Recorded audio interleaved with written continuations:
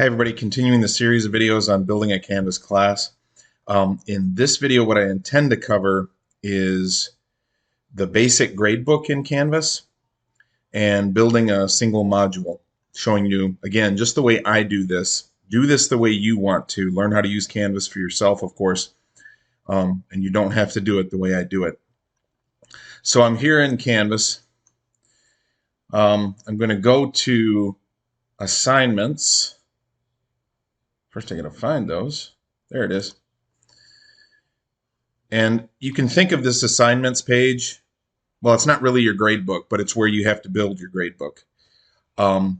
Specifically, if you want to add groups of assignments. And groups of assignments are basically tests, quizzes, papers, whatever the types of assignments that you have in your classes.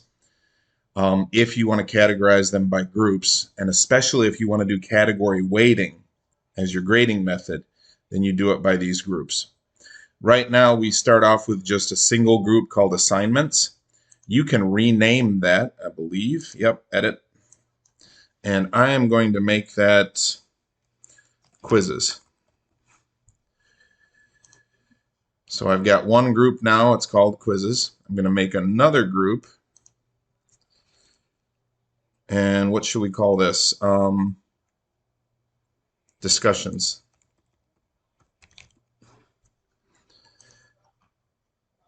And something I like to have open when I'm doing this, just to make sure I follow along with what I've told them on my syllabus. If I open up my simple syllabus that we built and go to look at how I do my grading, I've got quizzes, discussions, lecture exams, lab exams, labeling exercises, labs. So I can go in here and basically continue that list. Lecture exams, lab exams.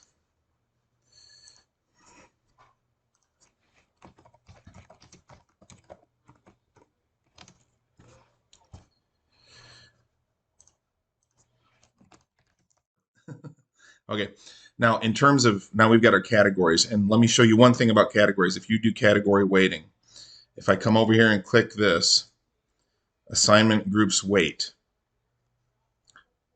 If I want the assignment groups to have a specific weight, then I can come in here and put the percentage that I want done. So let me do this as one example. And I'll go back to my syllabus and try and follow it a bit. 5%, 4%.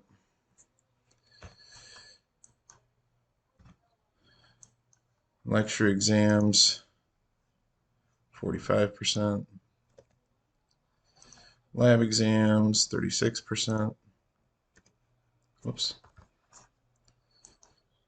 And so on. The key is at the end, it must equal 100%. And right now I'm at 101%. So, whoops.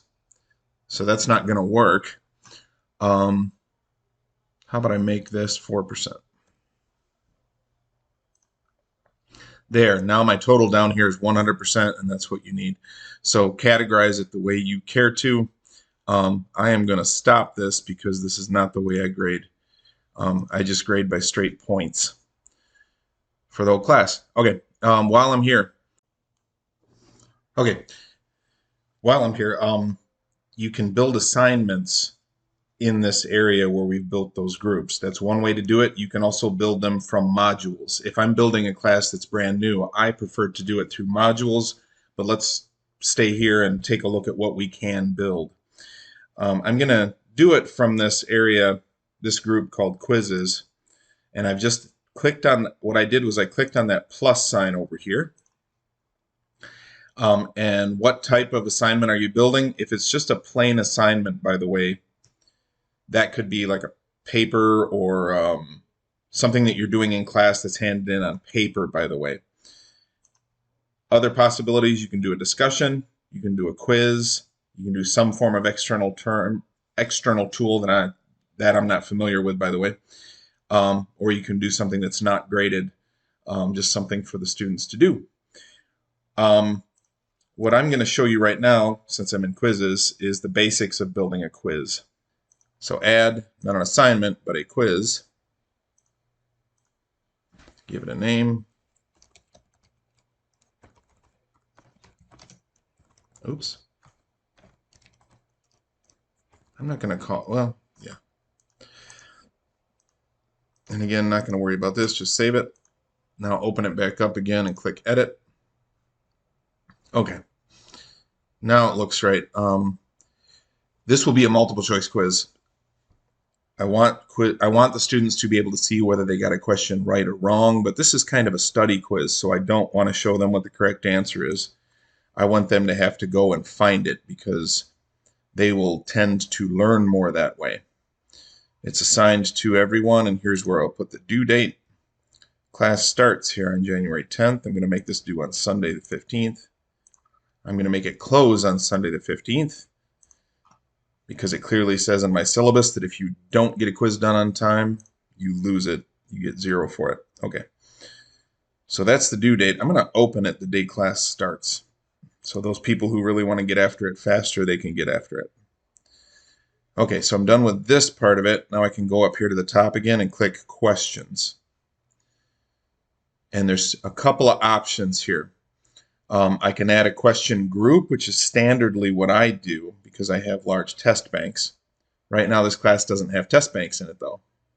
Or I can just build one question at a time, or I can search the question bank to find questions.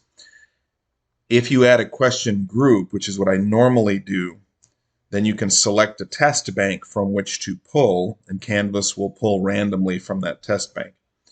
At any rate, let me show you the building of one multiple choice question. That's the default, by the way, is to start with a multiple choice question, but let's click on this to see the options. We've got true, false, fill in the blank, fill in multiple blanks, multiple answers, and so on and so forth, including essay questions. So those are all the possibilities, and notice that you can give it a point, how many points this question is worth. So we go down here and ask the question, which of the following relates most closely to anatomy? By default, the correct answer is going to be the first one that you type in. When the student sees it, that won't always be the case, by the way, because these get shuffled. There may be a setting for that. I should probably look at that. Let's see here. So let's say a correct answer, the dissection of a cadaver. And then throw them off with some physiology stuff.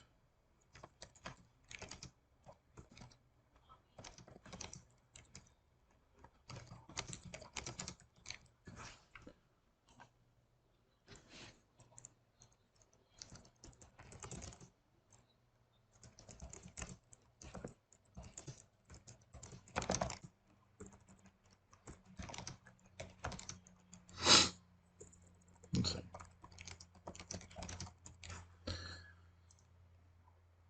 Can I put something that would be more of a distractor?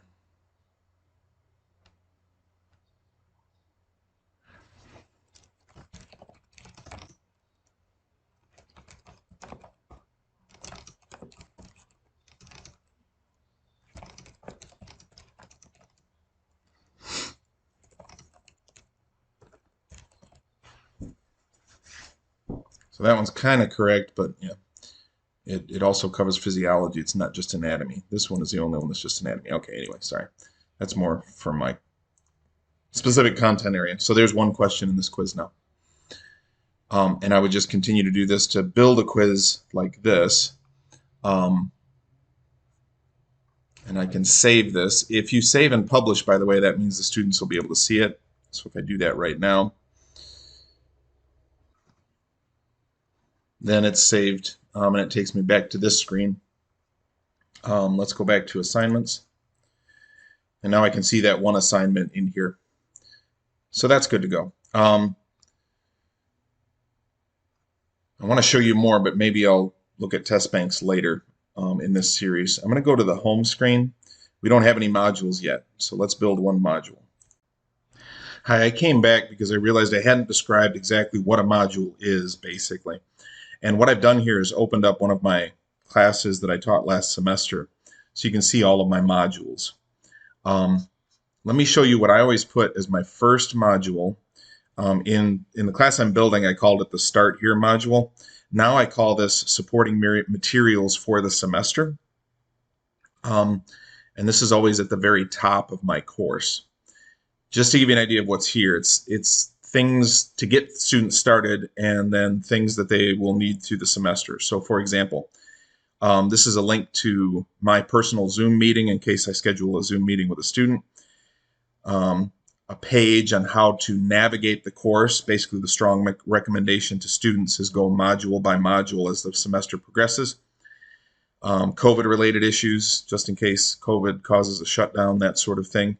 I might be able to remove that at this point, not sure. This is a document that I built on how to survive. It's basically how to be a good student, how to do well in the course. And I based that off of years of observing students and noticing which ones are successful and which ones are not and how they specifically behave. One of the big ones I'm sure you already know is attendance, right? If they show up every day to every class, they're more likely to succeed, things like that. A link to the textbook, that of course is useful throughout the semester. A link to my YouTube channel where I have a lot of videos to help students, especially with the anatomy. I go through all the models and stuff. Anyway, you don't need to know that. Images, same thing. Ultimate study guide. This is all of the, not just the broad objectives for the class, but the specific, minute objectives for the class. And I've uploaded this in two different ways. Students can download it either way and use it as Word document or as PDF.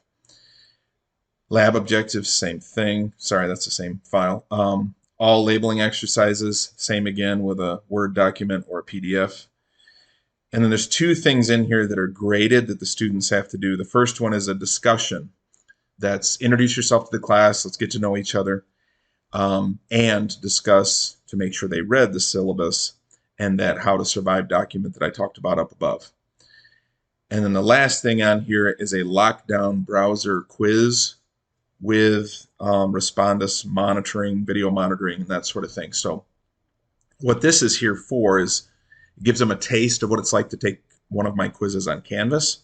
It does examine some of the early material, but its real purpose is to make sure that the student's technology is working okay, that they've got a functioning computer with a webcam that works well with lockdown browser with monitoring. This they have to take the first few days of class, and if we run into any problems with their technology, then we can get that squared away long before we have to take a test using lockdown browser with monitoring. Okay, let me minimize that module and show you my first module in the course. And by the way, I'm kind of different, and I learned this in the ETOM class on online instructing. I build my modules backwards. So the first content module is way down here at the bottom. The reason I build them backwards, by the way, that module up top that I just showed you with materials for the whole semester, that one's published right away, and it's always there the whole semester, and it's always on top. But as the semester progresses, this first module will be published first. So the only thing the student sees is this module and the one above it for the semester stuff. And then when we get through this and move on to the next module, then that one appears above. So the things that the student need are always going to be on top as they see it. For me, it causes a slight bit of irritation sometimes if I leave my modules open because I have to go down through everything to get to the module that I'm working on or that the students are engaged in. But of course, you can minimize these modules, so it's not really that big of a deal. Anyway, sorry. So here's this is my first content module. And to give you an idea at least what mine look like, and again, you can do these however you want to. This one's called Introduction to Anatomy and Physiology. That's our first content area. And then I have these things that are text headers. And the way you add these, click the plus sign, go in here and find text header, and then you can type in whatever the text is you want to put there, and it's a way to categorize or organize things within a module. So this is just a heading, and it lets them know that what's right here is downloadable content.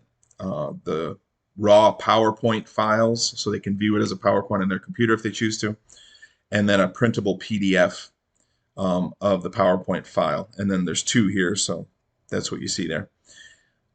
Things you need to do. I'm trying to be very obvious that these are things you need to get done as a student. These are graded materials. There's a discussion, and then there's a quiz. Um, and then another text header, videos of the PowerPoint lectures. Basically, I go in and record the same way I'm recording these things for you. I record lectures using those PowerPoints, and then I make YouTube videos out of those, and I link them to the class. So these are all links to those YouTube videos. And that's a standard module for me. If we go back up and look at some random module, integumentary system, same again, lecture slides, things they need to do, and then video lectures. Standard format that they get used to. And again, my modules are built backwards. My first one is down here at the bottom. And then as the semester progresses, we go up in the modules. Here's an exam module. So they would open up this module and then go in here and click on this exam and start taking it. Of course, they'd have to open it up in lockdown browser, right? But anyway. Just wanted to show you what modules were. Oh, while I'm here, one last thing.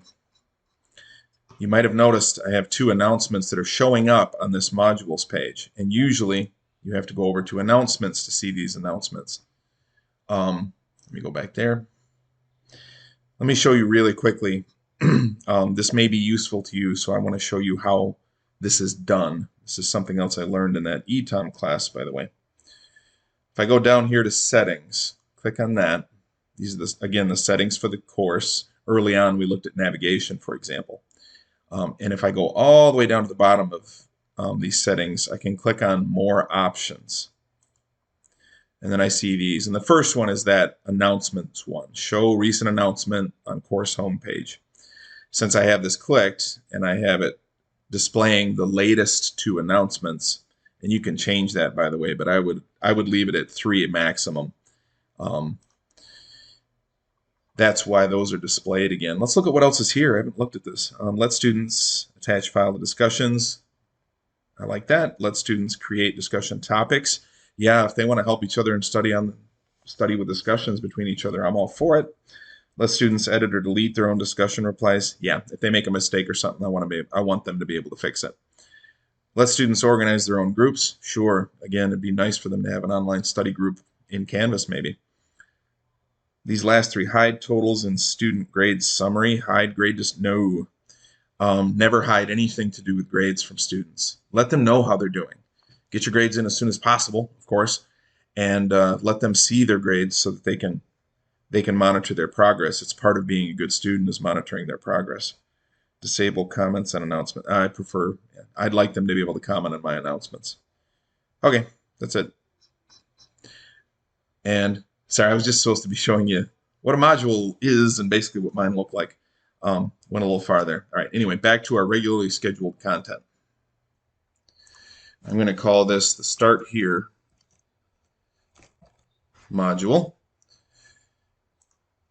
And I've just added that module. Now this is a place where I can add things. So if I click this plus sign, I can upload a file. So I've told it that I'm going to put a file here. I'm going to tell it I'm going to create a file. And now I'm going to go choose a file from my computer. Documents, teaching. I want how to survive. And I'm going to specifically pick this one. So I'm going to add this file. That has been uploaded into my files on Canvas now, and it has been placed into this module. So that is done. The next thing, I want to upload another file.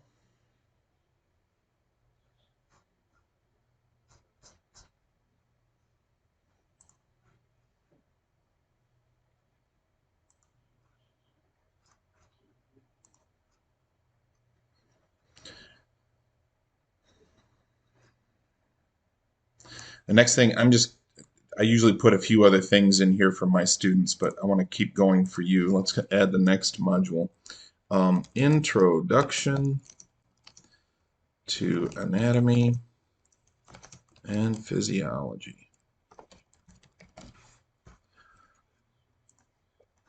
So this would be the first week or so of content for my students. Actually, it's about 2 weeks.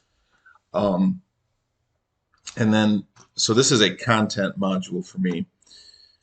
So what I want to do here, I'm going to add another file. And the files that I like to add Let's see, where are my PowerPoint files?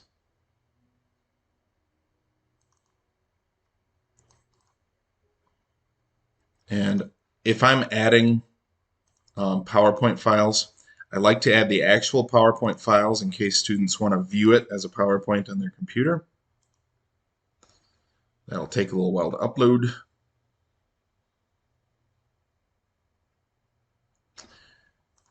And then I also like to add the same file as a PDF for printing. And then you can add all kinds of other things here to help students study. Like I do a lot of YouTube videos, so I'll add links to YouTube videos. In fact, let me go ahead and put one in here. External URL.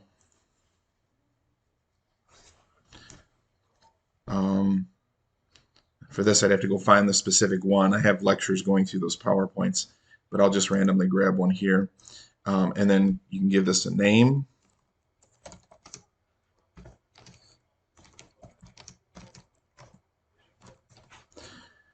I always recommend having it load in a new tab. Otherwise, it stays in the Canvas window for the YouTube video.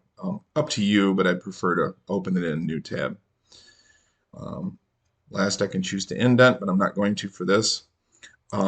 Standardly for me, by the way, the things that I indent are, by the way, I just clicked on that. That published it. You can click off of it. It's unpublished. Only you can see it. If I click on it, it's published. Your students can see it as well. Notice that this whole module is not published yet. I could publish it right now, and again, if students were in the class, they could see it, or I can leave it unpublished.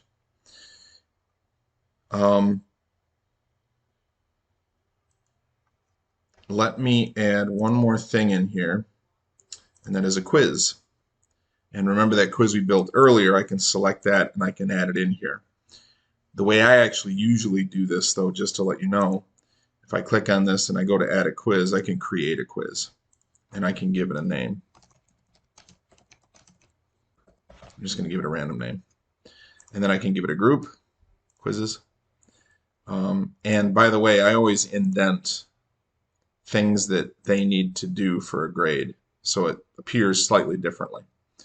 And then from the screen within the module, you can click on that quiz and you can edit it and go back to editing quizzes, adding a question, and so on. Let me go back to the home screen, which the home screen for my classes is always the modules. So notice if the student clicks home or if they click modules, they end up in the same place. Last but not least in here, I'm going to add a discussion.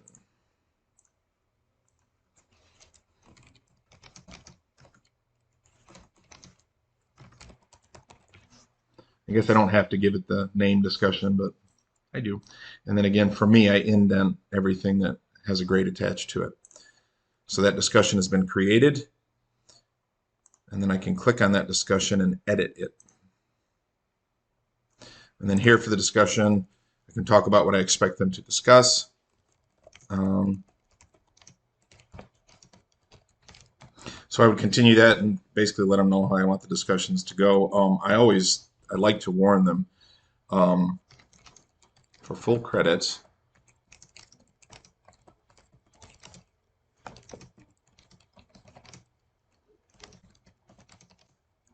You will leave a total of 3 thoughtful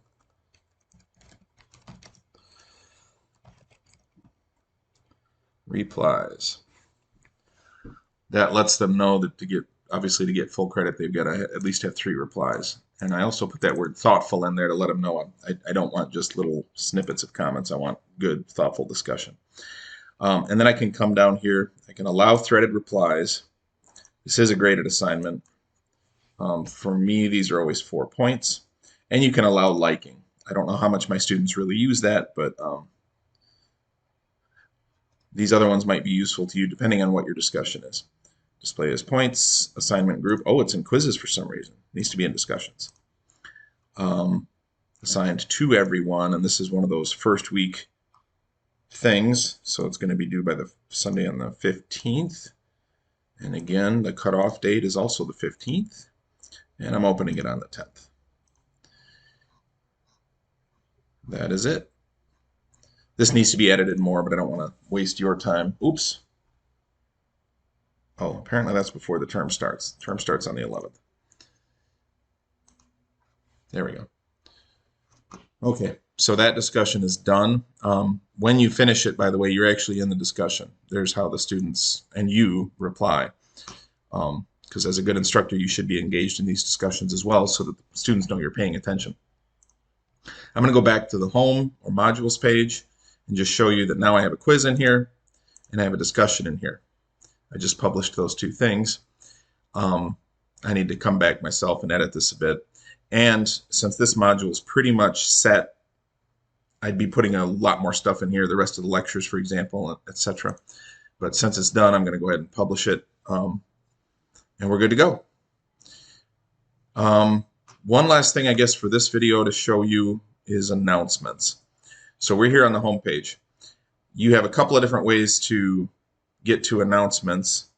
Let's see, right here, you can just start a new announcement right from this screen. And maybe I'm going to start my welcome announcement.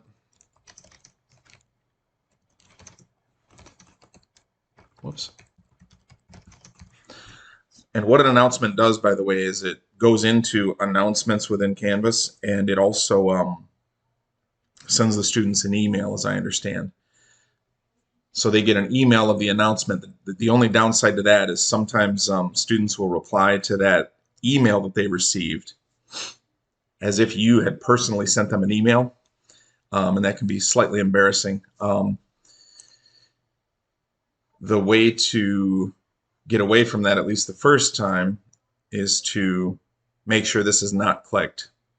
That way they cannot reply to that announcement, so nothing is publicly shown.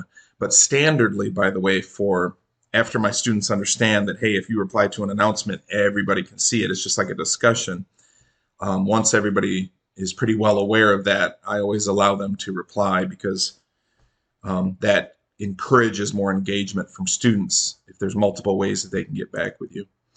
So then I would come in here. Again, this is the welcome announcement. So I'd say, welcome to the class. Here's what we're going to be doing for the next 15 weeks. Warning, this class is tough and it comes at you like a fire hydrant. There's a lot of information, so be ready and stay on top of things and so on and so forth. Encourage engagement as much as I can, etc. And then send that out as the first announcement, for example. I'm not going to do that right now, so I'm canceling that out.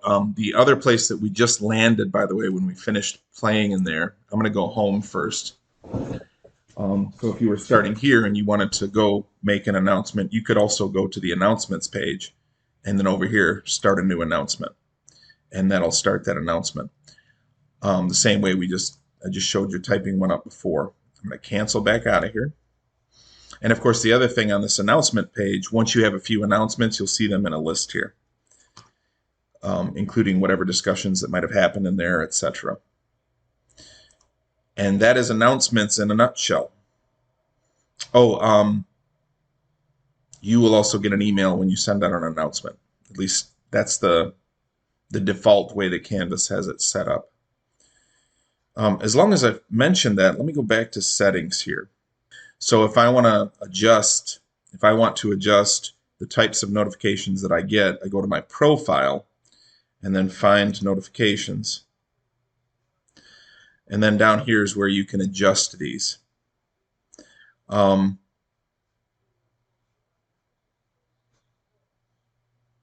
you have Canvas on your phone, you can get push notifications. No thanks. I'll turn that off.